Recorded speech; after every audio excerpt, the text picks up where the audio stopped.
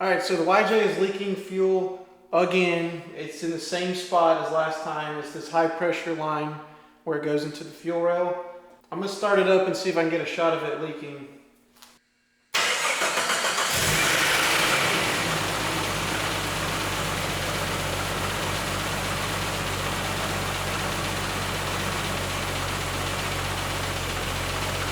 Alright, so it didn't actually do it right then, and that's kind of been the problem. Sometimes it'll do it, sometimes it won't. The first time that it started leaking, it actually dumped like 2 gallons of gas on the ground, and it was really bad. This last time, it was leaking, not too bad, but it was enough where I could smell it, and started looking for a fuel leak. I can tell somebody's messed with this line in the past. It doesn't have the factory rubber part connected to it, but I don't think it's the rubber that's leaking. I think it's the actual quick connect fitting on the fuel rail. So I'm done with this. I'm going to completely change this fuel line. Alright, so I bought some parts. I'm going to convert my fuel lines under the hood to AN lines. These are all parts I got from Evil Energy. There's a lot of companies out there. Evil Energy is probably the lowest good quality for these types of fittings, I guess. But it's stuff that was in stock and I could get the next day, so I went with them. Earl's and Russell would probably be better, but this is going to be good enough for me. So I got some -6 line here, got a handful of fittings, and I've got the adapter fittings that are going to take it from the quick connect that are on the factory fuel lines, and it's going to convert it to -6 fittings. So I'm going to get the old line out, and then we're going to make some new fuel lines. Alright, so while the Jeep was running, I pulled the fuel pump relay and let it die, so there shouldn't be any fuel pressure, or very little fuel pressure in the rail. This is the line here that was causing all the problems. Now it doesn't want to come off.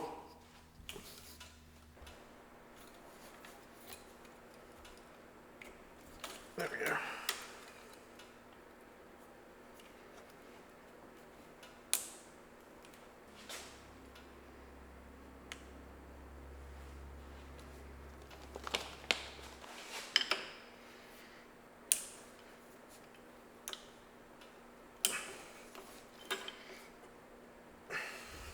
That might be part of the problem too. I think this fitting is damaged where somebody else monkeyed with this. It shouldn't be this hard. Yeah, this piece is broken. Well, this just got a lot harder. I do have some disconnect tools. I don't know which one is right. I'm just gonna try a few of them, I guess. Oh, hey, okay, that made it. I should have just broken that piece to begin with because that came right out with this tool.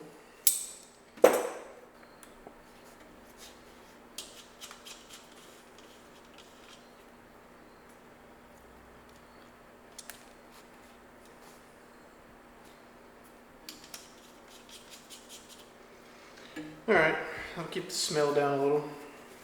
There's a bolt way down in here.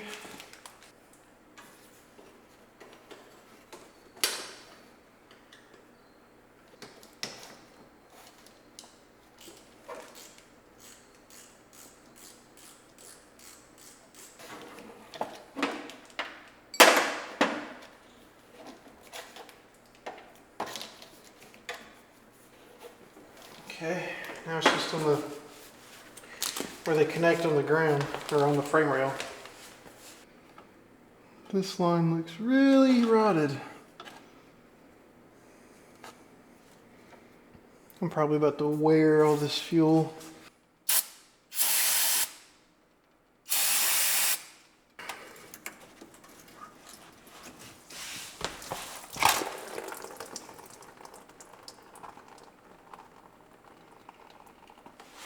Do not light a match.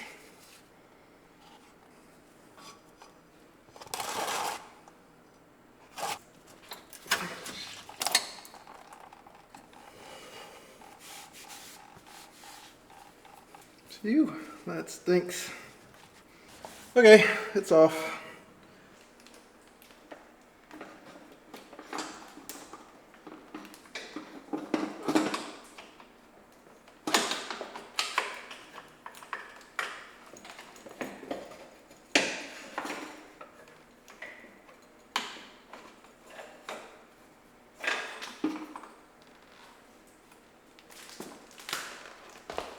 All right, so I measured this. I think I'm gonna make my line, my actual cut this line at 40 inches.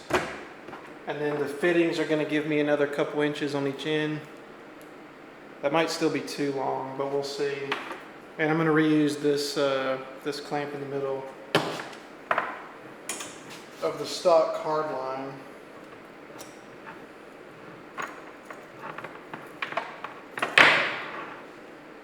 It's in good shape. So these can be discarded outside because they stink. Okay. So I think for the supply, the high pressure side, I'm gonna use a 90, and then on the return, I'm gonna use a 45.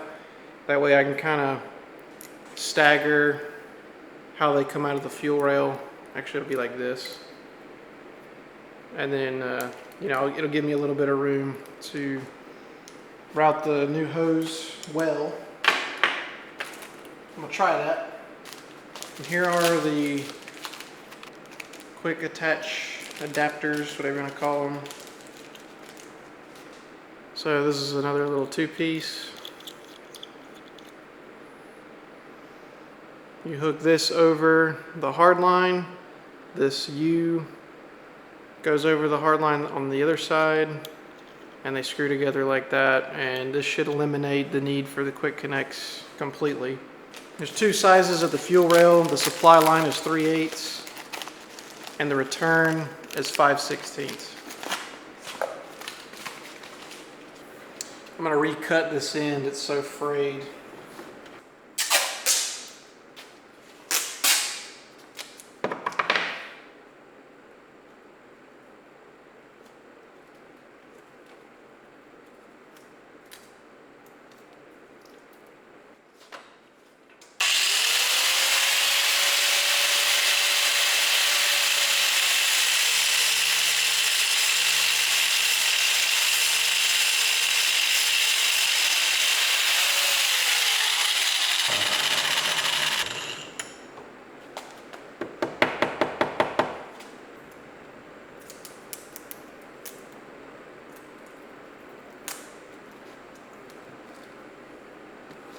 Square cut. These are left-handed threads on the side.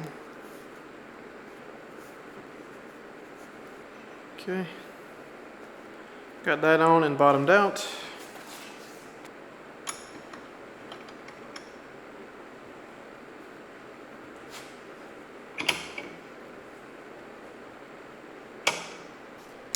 I was trying to use my soft jaws in my vise, but it's not holding it very well. So I'm gonna put some tape on the fitting to try to not scratch the finish. It's not that big of a deal for, you know, me, but I'd like to try to do it right.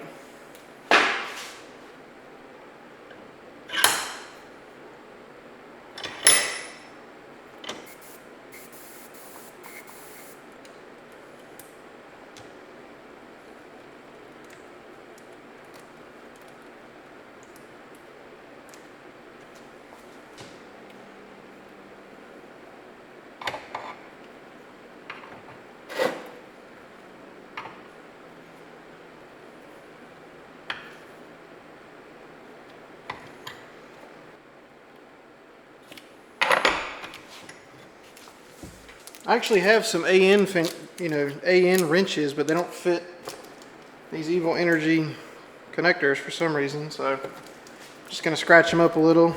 Try not to, but it is what it is. All right, there's the first side. Measure and cut now.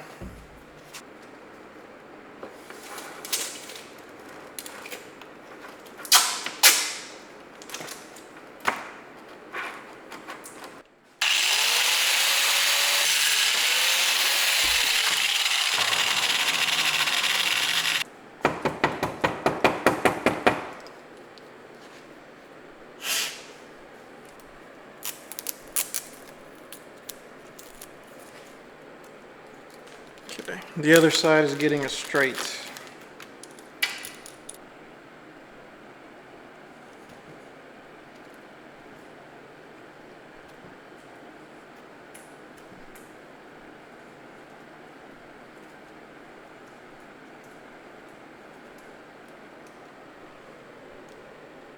Also put a line right there under the bottom of this connector, or this fitting, so that when I go to screw it in, if it tries to pull out of the, if the hose tries to pull out of the fitting, I'm going to know about it.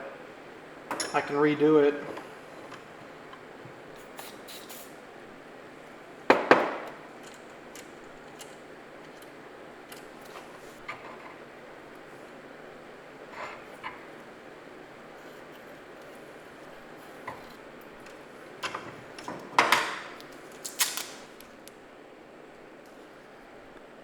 All right, it doesn't look like it pulled out. So this hose is good. All right, second one's made. So we will put on the quick connect fittings and then see if these leak.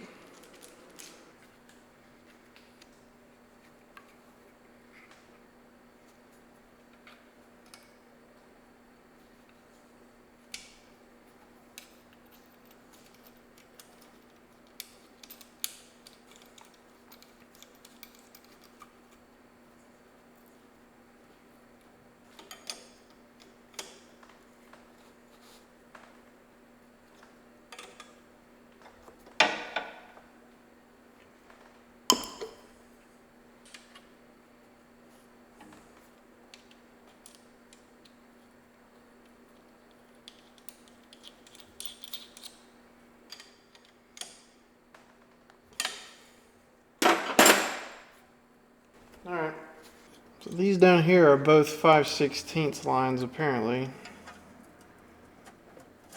Yep.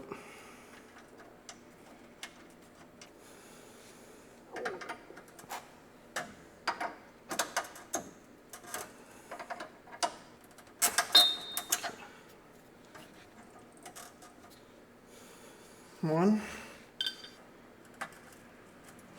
Ugh, come on. Why? Literally have gas in my armpit. It's lovely.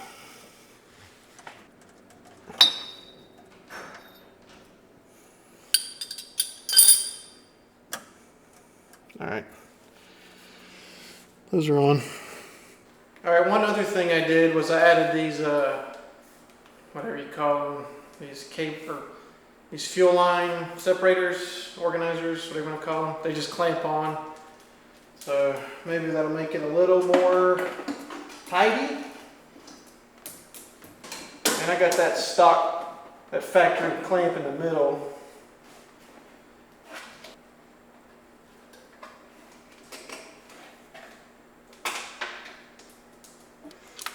All right, so here was my plan with these.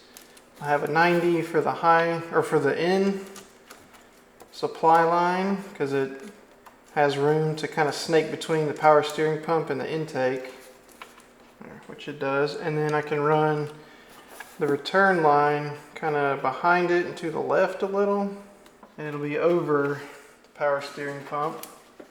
Now that I'm looking at it, I kind of wish I'd done 245s. Yeah, I definitely should have done 245s. 100% should have done 245s. I guess I still can. Let's take this fitting apart. All right, quick little detour. I now have two 45s on here, which is what I should have done to begin with, but I was trying to be clever. No big deal. And this line, the supply line, is the top of the two lines on the frame, and the return is the bottom. Oh yeah, that's way better. I feel better about that. That's better. All right, I got the fuel line ran and tightened up everywhere. I'm going to start it up now and see if anything leaks. It's not touching anything. It's not touching the steering shaft or the intake or the power steering lines or the motor mount. It's not touching the brake lines or the shifter linkage or anything. Everything seems to be okay. So fingers crossed it doesn't leak. I ended up taking the air box out because it was so much easier to get in here and work and get these lines routed perfectly. So here we go. Let's see if it works.